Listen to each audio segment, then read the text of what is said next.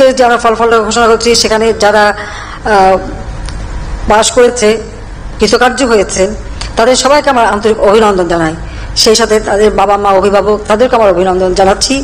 এবং যারা এই তাদেরকে শিক্ষাদান করেছেন, আমাদের সেই শিক্ষক থেকে শুরু করে সকলেরকে আমার অভিনন্দন।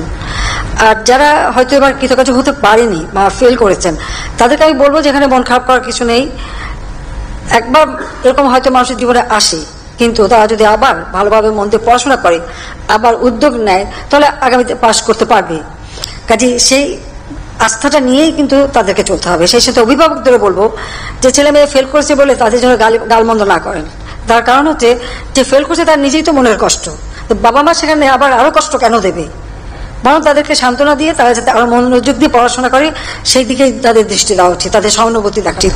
কারণ বাবা মা যদি এখানে রুষ্ট হয়, গালিমন্দ করে, তাহলে দেখা যায় অনেক সময় ছেলেমেয়েরা সেটা সহ্য করতে পারে না, কিছু ঘটনা ঘটিয়ে ফেলে। তো নিশ্চয়ই আমি চাই যে বাবা মা বা অভিভাবক চাইবেন না তাদের সন্তান হারাতে।